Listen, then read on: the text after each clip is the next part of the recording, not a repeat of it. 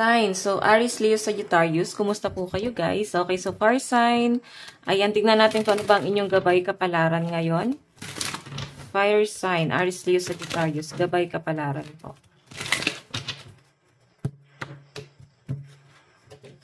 Okay. Gabay kapalaran po ni fire sign. So guys, meron tayong hindi mo nakokontrol yung emosyon mo ngayon. Nadadala ka ng galit, lungkot, basta ganyan. Medyo nagiging matigas ka daw ngayong araw. Okay, so mararamdaman mo guys dahil sa dahil sa pakikipagmatigasan mo or nagiging matigas ka ngayon, lilipas yung panahon na para bang or araw or month, mararamdaman mo na may pagbabago kang ginagawa sa sarili mo na hindi ka na pala dapat pa nagagalit, no? Matututo ka na lang mawala ng pakialam. So, tignan natin, meron tayong take inspired in action. Ngayon, medyo nalulungkot po ang mga fire sign, no? Nalulungkot ka dahil sa career. Dahil nafe-feel mo na mag-isa kang lumalaban, wala kang kakampi. Yan ang nakikita ko sa inyo. So, fire sign, nandun ka sa point na gusto mong habaan yung pasensya mo. Gusto mong bumalik yung dating ikaw. Ngayon kasi guys, ang laki na ng pagbabago mo. Mararamdaman mo na parang hindi na ikaw to. Nagiging bugnutin ka, mainitin ang ulo mo. So, fire sign, magkakaroon ka ng matinding realization dito na parang nagiging sarcastic ka na lang din sa mga taong pakikisamahan mo. Matututo ka na lang din mawala ng pakialam, nakikipagmatigasan ka. Ito yung kailangan mong ikalma. No? Kasi, after mong ma-realize na, masyado pala ako naging harsh, parang may babaguhin ka. Okay? So, titignan natin. Yan, possible na ang kadil ng mga fire sign is Leo and Virgo. Tignan pa natin, guys. Okay, kunin ko lang yung card.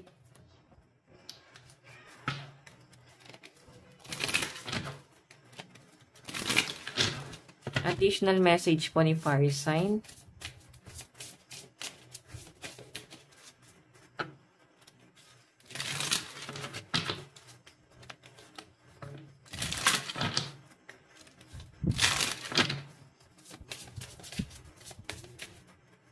Meron po tayong nostalgia. Focus on here and now. So, may mga binabalikan ka, mga senaryo sa past, tapos may mga kaibigan ka nakakausap, or meron kang isang kaibigan dito na nakakausap ngayon, na nakakagaanan mo ng loob. So, ito guys, kaibigan na to, matagal mo siyang hindi nakausap, matagal mong, parang hindi kayo nagkasundo, no? Kung nagkasundo man kayo guys, possible na naging busy kayo sa isa't isa, no? So, sa nakikita ko dito guys, may mga pinag-uusapan kayo nito. Kumbaga, kayong dalawa lang yung nagkakaintindihan. Ayan, nostalgia. Mga event, mga naganap sa mga past, maaring sa love life mo, sa mga ganap mo ngayon. Matagal mo ng kaibigan to guys, na maaring makakausap mo ulit ngayon. So, meron tayong potion. Remember to practice self-love. Okay, red. Forgive. Nakikita ko sa inyo guys na parang matututo ka na lang mahalin yung sarili mo. No? Ngayon medyo hindi mo makontrol yung emosyon mo kung may nagpapatrigger sa inyo. Pero sa mga susunod na mga araw daw guys, may mga marirealize ka rito na parang napatawad mo na lang, pero hindi na ganun katulad ng dati yung pakikitungo mo dito. Okay, may nabago na sa inyo guys. No? Marami ka daw pong marirealize. And matututo kang dumistansya. Kasi nandun ka na sa point na hindi mo na alam kung sino kakampi mo sa hindi. Okay? So, ayan. Tignan pa natin fire sign. Okay. Tignan natin. Nasaan ba yung card?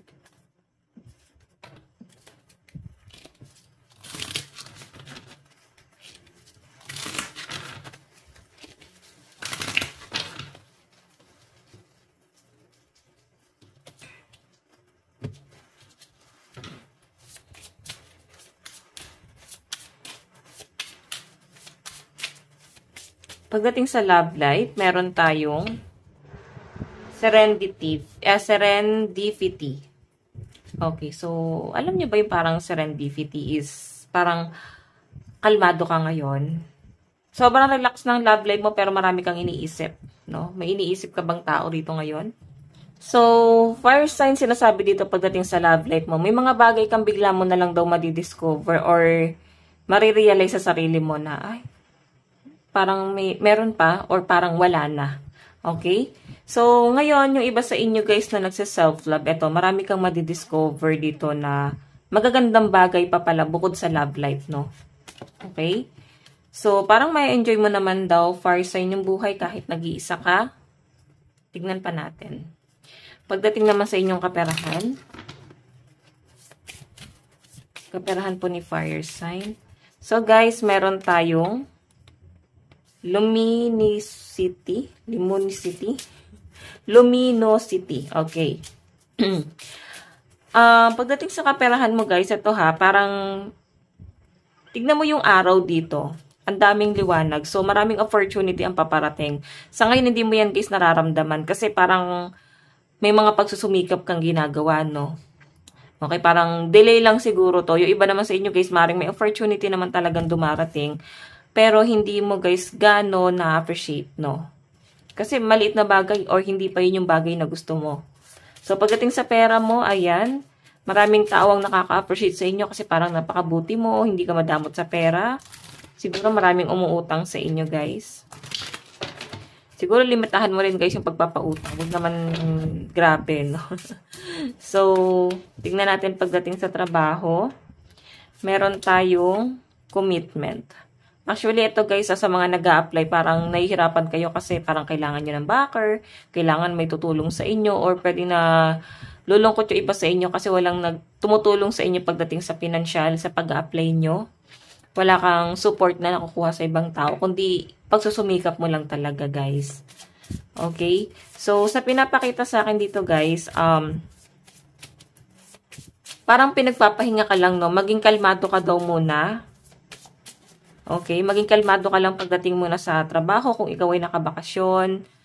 Yung iba sa'yo mararamdaman mo na kung ikaw naman ay nagtatrabaho, mararamdaman mo na para bang mapapahinga yung isip mo, no? Siguro mahaba yung tulog mo, mapapansin mo mahaba yung tulog mo kahit sa gabi puyat ka.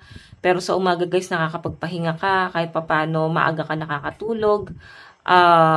Kumbaga kahit guys, putol-putol yung tulog nyo, parang kahit pa paano napupuno siya. Okay? Basta mararamdaman nyo guys na nare-recharge ka.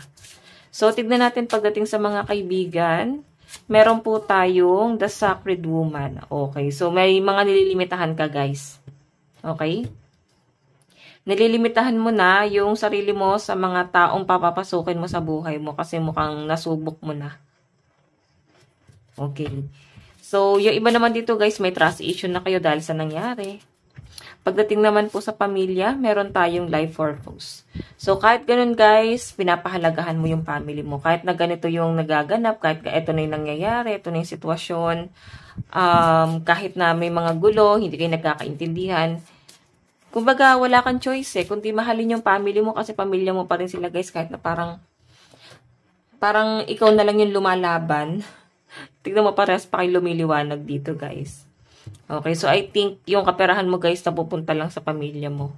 Baka ikaw yung breadwinner. So, tignan natin ang inyong love advice. So guys, ang lucky number mo is 29, 21, 4, 27, and 19.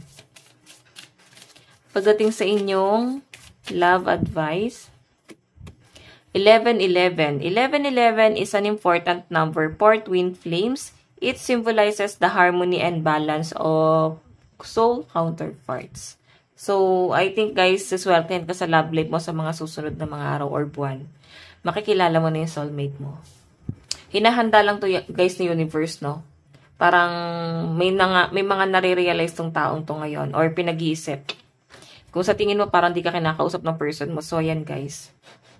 Nag-iisip-isip lang to guys, no?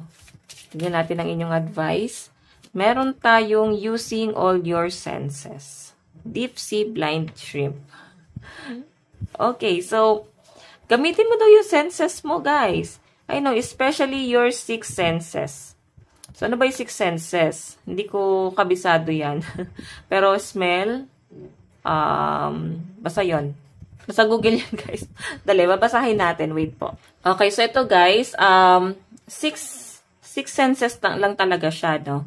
Pero, ang totoo, 10 senses po ito. Ayan. Taste, hearing, smell, balance, vision, proprioception. Ayan, nauutal ako dun sa words na yon.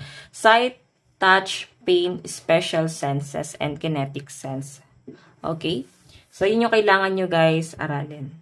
Or dapat alam nyo, guys, yung inyong 6 senses. No? At least yung 6 na lang. Kasi masyadong marami yung 10. Okay? So, fire sign, ito lang po ang inyong reading. Bukas po ulit. God bless and love you all. Bye-bye po.